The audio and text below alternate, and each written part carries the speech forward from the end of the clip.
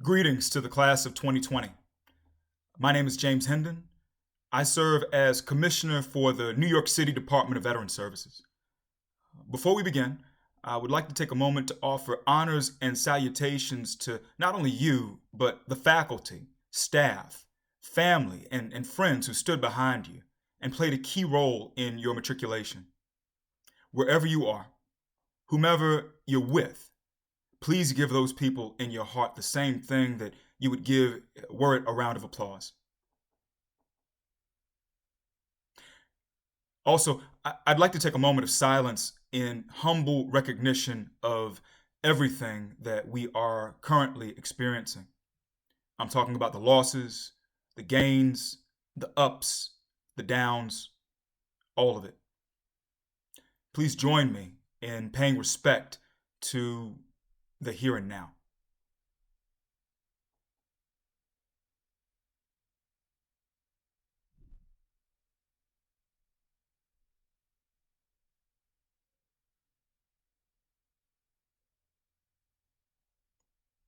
Thank you. For this graduation, to you, members of the class of 2020, veteran members, there are four things that I am going to discuss. Make a promise to yourself and keep it. Take time to think. Be an active member of a community and do not be discouraged. Now, let's start with the first one. Make a promise to yourself and keep it. People often spend so much time thinking about what they want to do with their lives, working to identify a crystal clear goal to attain over the next several decades. They then get frustrated when they go off track and do not achieve it. You either graduate and have a deer in the headlights situation where you don't really move forward. You stand paralyzed by the enormity of this task that you've set out for yourself. That, or you commit to a vocation or course, not necessarily because you're enthusiastic about it, but because you believe that's what's expected of you. You bury your real desires and wall off that side of yourself until the day, inevitably, when the energy comes bursting out. The opportunity cost, be it either a few years from now or on your deathbed, is that you wasted time. You see, I don't think you have to have it all figured out. No one does. I do think that you should know who you are, what you want to feel in life, and then commit to being that person. Make a promise to yourself and keep it. To reference Earl Nightingale's boat analogy, there's a recording from the 1950s called The Strangest Secret, where one of the key metaphors was that of a ship that leaves the port without a destination. Compared to a different ship that has a destination, the ship that lacks one will go all over the world, all over the place, yet be nowhere. And what's that Lewis Carroll quote? If you don't know where you're going, any road will get you there. Now, my take on that, you should have a destination, yes. However, the destination should not be a physical thing. It should be how you would like to feel when all is said and done.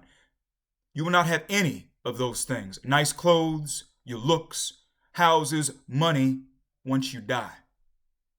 All that you will have will be your feelings and your relationships. Think about what you want those things to look like and let it guide your path always. While you, the proverbial boat is out to sea, keep maintaining the boat. Take care of yourself through things like exercise, sleep, diet, staying spiritually constituted, meditating, and so on.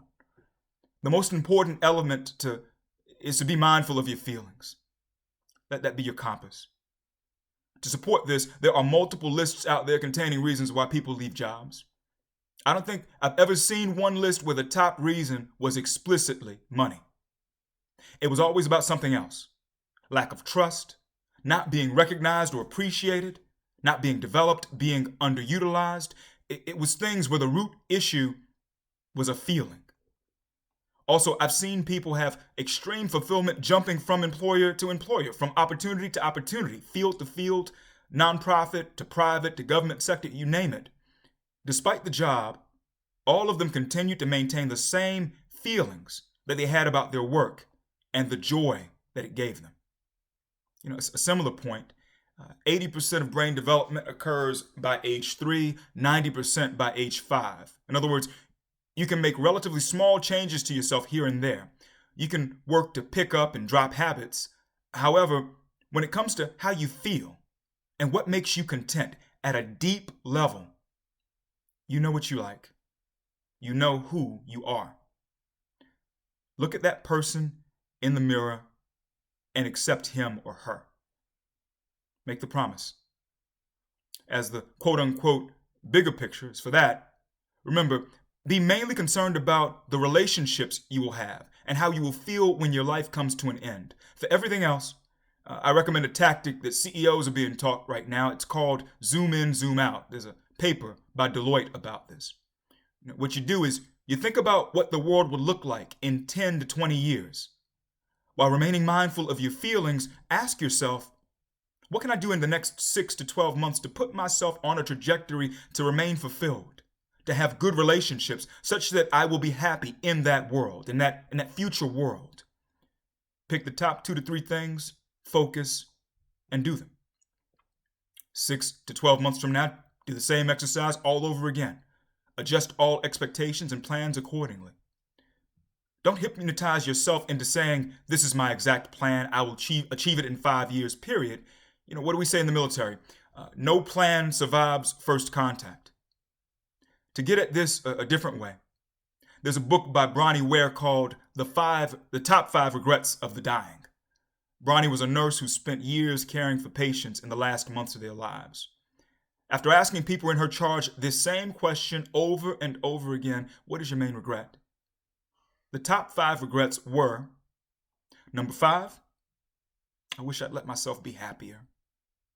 Number 4, I wish I'd stayed in touch with my friends. Number 3, I wish I had the courage to express my feelings. Number 4, I wish I hadn't worked so much. And the number 1 regret that Bronnie heard from people on their deathbed, I wish I'd had the courage to live a life true to myself, not the life others expected of me. If you cannot keep the promise to yourself about who you are, then how can you say content and grounded when you don't know what grounded means? If you've not defined what joy is, what your joy is, then you truly cannot embrace a sense of purpose. So that's make a promise to yourself and keep it. My next charge, which flows directly from this, is that you need to take time to think. We can't even talk about trying to imagine what the world would look like in 10 to 20 years from now if all that you do is watch reality TV. Or if you stay plugged into social media, music, gaming, and sports, and that's it. There's a book by Marianne Wolfe called Reader, Come Home. In it, she says the average person consumes 34 gigabytes of information across various devices each day. That's the same as 100,000 words, but none of it is deep reading. What is it they say? 1/3 of high school graduates never read another book for the rest of their lives. 42% of college graduates never read another book after college. 80% of U.S. families did not buy or read a book last year, and 70% of adults have not been in a bookstore in the past 5 years. And for those who think, I'm special, I've got books at home. I love the people who have all the books behind them. I'm working on it. 57% of new books are not read to completion. So when you see 2 people in line at a bookstore, or 2 people checking a book out from the library, or purchasing it from Amazon, just tell yourself that at most, only one of them is going to finish it. I'm not necessarily saying this to be a pro-reading person. I'm the first person who will tell you that I'm an NPR junkie, an ESPN fan, an audiobook addict, and a Pandora fiend. I need you to not be lazy with what you do with your thoughts. Be curious. Be self-aware. Be disciplined with how you use what many call one of the greatest unexplored continents that mankind has yet to fully chart, the mind. Weighing roughly 3 pounds and containing 100 billion neurons, the brain represents less than 3% of the body's weight, but uses 20% of the body's energy. As you think about what to do with your main parts, your cerebrum, your cerebellum, and brainstem, as you are mindful of what's going on with your brain's hemispheres and their lobes, be considerate of what you do to activate all of your neurons. I'm not suggesting you use yourself as a science experiment. I'm suggesting that you get the most out of your mind in order to fully live. To convey extremes, think about how much you knew and how much you used your brain in kindergarten compared to the end of high school. Now think about how far you've come from that point, from high school to your time in the military to where you are now. Let's assume, for the sake of argument, that your first data point of kindergarten was 20 years ago and your high school data point was 10 years ago. Where will you be if you pursue life with the same degree of intellectual curiosity in 10 years, 20 years from now, 40? How will it look if you continue to feed the beast that is your brain with the same degree of ruthless efficiency, or even half, that you've exhibited thus far in your life? Feed the beast for yourself and your own fulfillment. Feed it at work. Feed it at home. Continue to go to school. Master an area so well that you begin to teach. While taking these steps for the person in the mirror, understand that relative to where you will be, most of your counterparts will be far behind. Give the people bread and circuses. It's a quote from Juvenal, a Roman poet from the late 1st century AD. It effectively means keep people distracted and ignorant about what's really going on. This allows others who have their own agendas to take advantage of the distracted and do what they wish. I'm not telling you to never visit Facebook or never binge watch a show on Netflix or to totally boycott Twitch. I am telling you, consider what you feed your mind as its own diet. No different from the way that you approach food. A food pyramid has grains, fruits, and vegetables near the bottom. Fats, sugars, and salt in smaller quantities are near the top. You should adopt the same approach towards what you put into your head. Beneficial, mind-developing activities should consume a large amount of space. Other, less sophisticated work should not.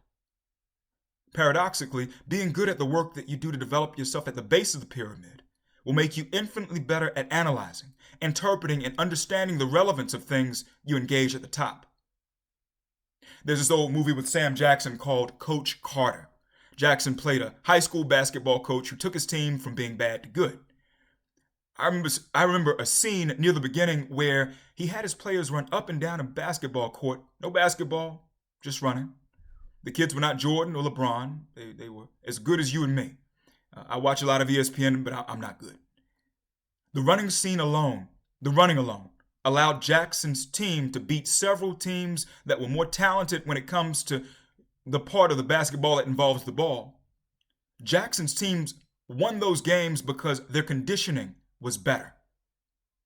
No one is forcing you to learn anymore, but you will rise, mentally speaking, if your conditioning is right. The onus is on you now because you have sole responsibility for holding yourself accountable. Men and women follow people who continuously feed their minds, who endeavor to stay sharp, who remain mentally disciplined and intellectually curious. This brings me to my next point. Be an active member of a community. You don't need to look far to see that the idea of community is slowly fading in America. It is dissolving globally, for that matter. But to speak to it through what we see here, indicators. According to Gallup, the percentage of Americans who identify as being members of a church, mosque, or synagogue dropped from being 70% or higher throughout most of the last century to 50% today. Membership has fallen off of a cliff over the past 2 decades.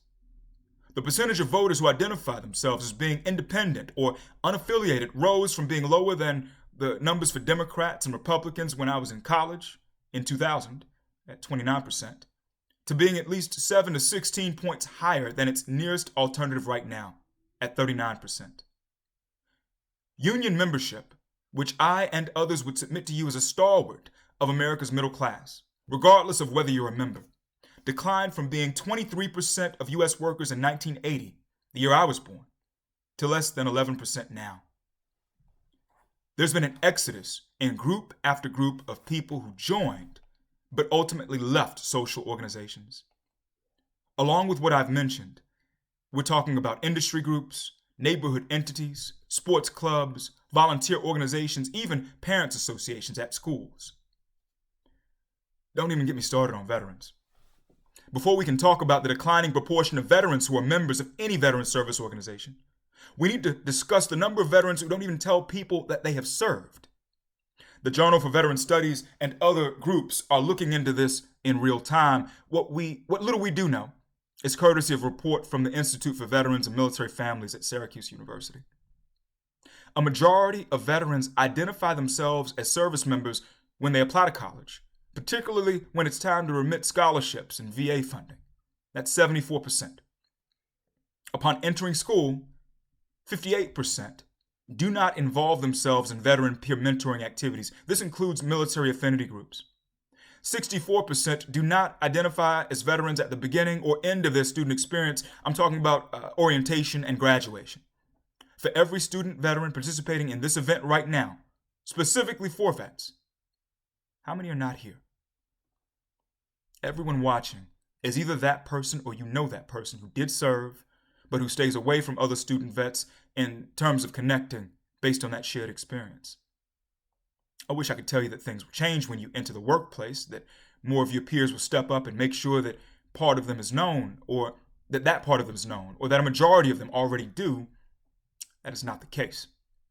I've experienced enough, I've seen enough, I've had enough discussions with veteran employee affinity groups to say that many of the struggles you had amongst one another to unite on campus will continue on the work front.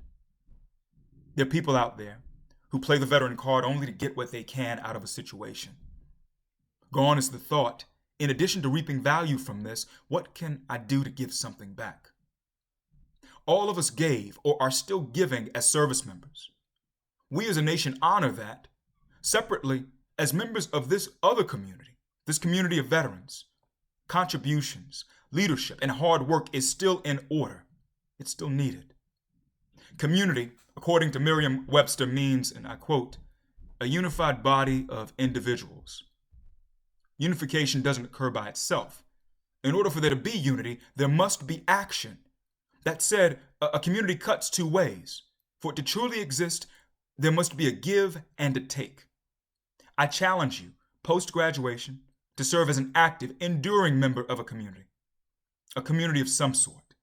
It could be an industry group, an environmental organization, a religious entity, an athletic club.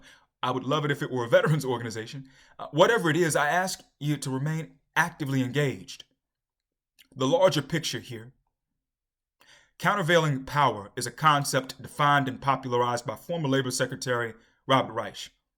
What it means, for generations, one of the strongest circuit breakers that has prevented the powerful from fully exploiting the non-powerful has been community groups. Bands of people who share certain similarities, who come together for a common purpose or cause. The ability to stand side by side and come together exerts more power and influence than any single corporation or government agency, if, and only if, that power is used. Things have been that way in this country since before its founding. The American Revolution is the finest example of groups of people who exercised that collectively they had more influence and power than the state. They formed their own state. In 2020, I refer to them as community groups. 233 years ago, they were referred to as factions in the Federalist Papers. The names have changed, but the game is the same. We need you in it. For America to succeed, especially as these groups are dialing down, more people need to be members. The groups taken together are our country. Think of them as the 79 organs in a body. Some groups need to be the lungs, some the kidneys, some the heart, others the spleen. I ask you to step up and be active members of a community in a way that matches with your feelings. If no one steps up, then all of us will fail. Beyond that, each of you have led, you have sacrificed, you have given, and you have taken in a military context. I have no doubt that were you to apply yourself, then things would be no different when it comes to you succeeding in the civilian world. I'm not telling you to be a general, a command sergeant major, a Master Chief Petty Officer or an Admiral, though you have the talent to do those things. I'm telling you to simply show up.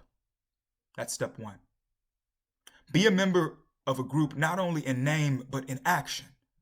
Don't spread yourself too thin. Simply join and stick to it with something. Ensure that it's an activity where you love what you're doing and it fits.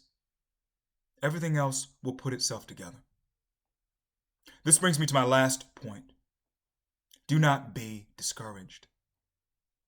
Now, I didn't watch it fully. It was before my time, but when I was a kid, I heard about shows that my parents looked at when they were young. Shows like Lost in Space, The Jetsons, Star Trek. I don't really remember the plots of these shows. The underlying idea was of this utopian society, one where mankind reached so many heights and had accomplished so many things. The backdrop of this and so much more media of the mid-20th century was aspirational in nature. As a country, we were in the middle of so much chaos, particularly in the 60s. But we saw through our books, our films, and our TV sets a future where all the drama worked out. We had reached unforeseen possibilities. I mean, they had a series of movies where monkeys were talking and the monkeys had figured it out. I'm talking about Planet of the Apes. It was a foregone conclusion that we, humans, were going to be okay.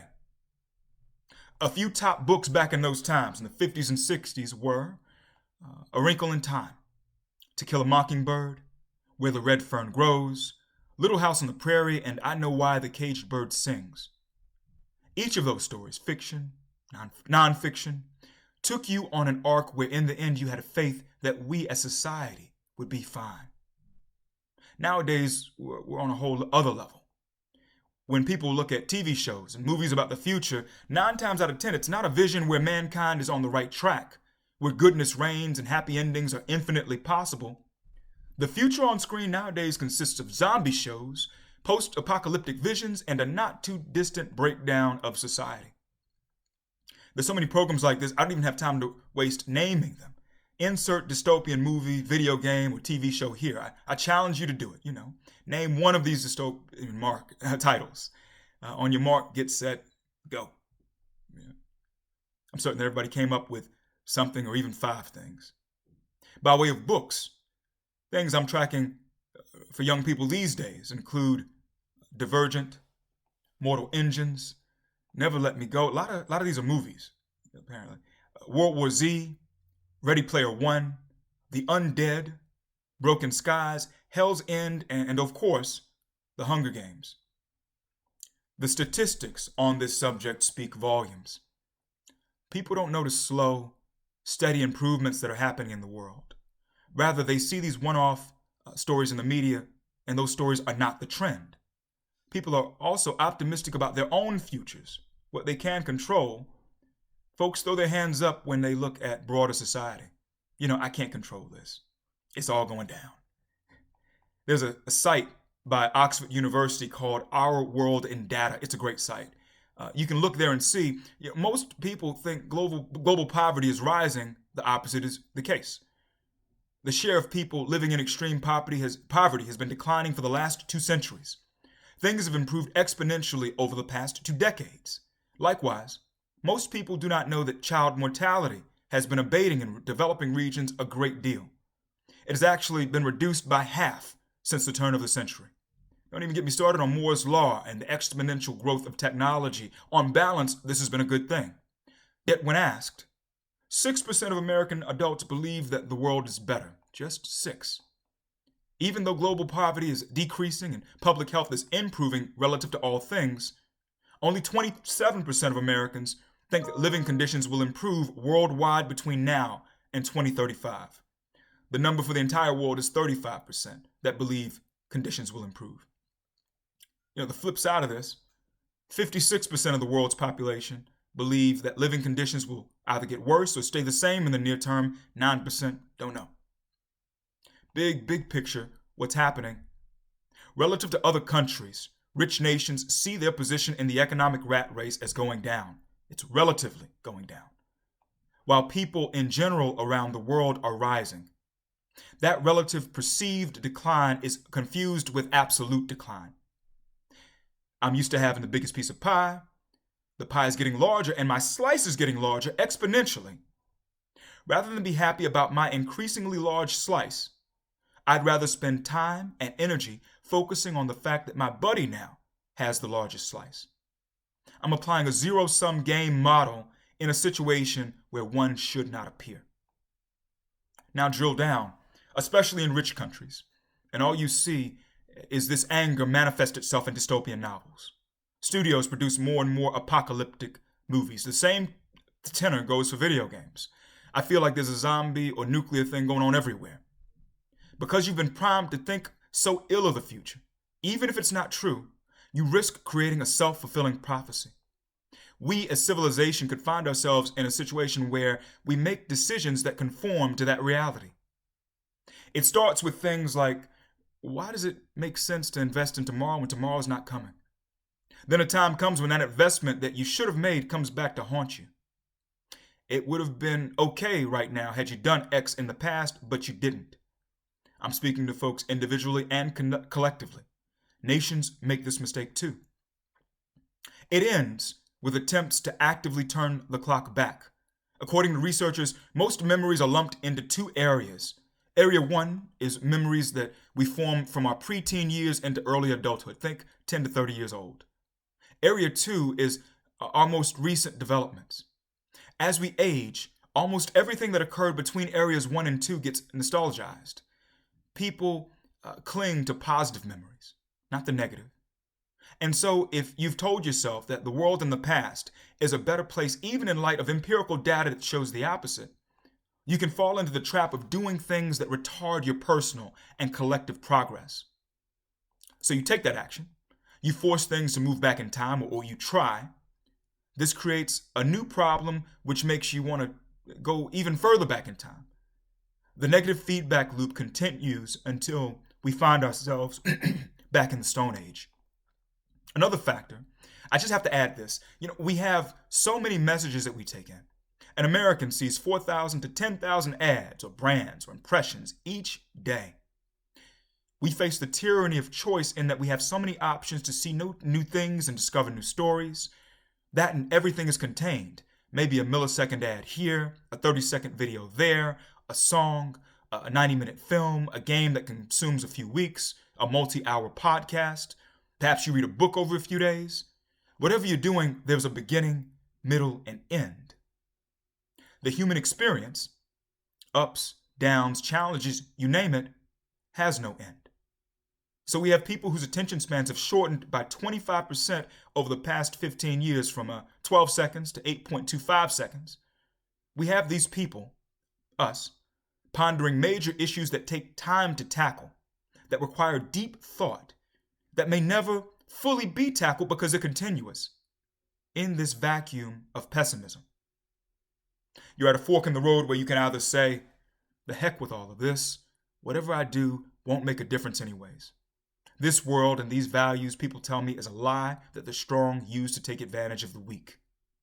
I can't solve this in a few minutes, a few months, or even in my lifetime. I might as well stay cynical, keep watching The Walking Dead, and keep to myself and go home. You can say that, or you can say, it's my turn now. Every generation around the world has faced challenges. These are mine. I will not back down. I will not shirk my responsibility to be a productive human being. I will think. I will stay mentally sharp. I will be part of a community. I will associate with people. I will make my emotional compass my guide. I will do things, ethical things, that make me feel good, not things that succumb to someone else's narrative. I will not be on my deathbed with regrets. There's this Irma Bombeck quote. I love it. It's, when I stand before God at the end of my life, I would hope that I would not have a single bit of talent left and could say, I used everything you gave me. That's what I want you to do. That's what I challenge you to do as members of the class of 2020. Look, the universe is 14 billion years old. Our galaxy, the Milky Way, is 11 billion years old. Our solar system is only about 4.5 billion years old. Life on this planet has been around for at least 3.5 billion years, human beings began to walk on 2 feet 3.5 million years ago. We were hunter-gatherers for 40,000 generations. We didn't start drawing pictures until 30,000 years ago. People drew the stars, literally playing connect the dots to identify when the seasons would change. 10,000 years ago, we switched from being hunter-gatherers only, nomadic, to also being agrarian. We created cities. We tamed wild animals. We shaped our environment. We began to have more things than we could carry. People needed to figure out how to record all of the bushels they were storing, so we developed writing. That was 6,000 years ago. The scientific method, the thing that we used for all of these discoveries today, is 400 years old. There's a great quote from Men in Black. I love it. Paraphrasing for the most part. A person is smart. People are dumb, panicky, dangerous animals, and you know it. 1,500 years ago, everybody knew the earth was the center of the universe.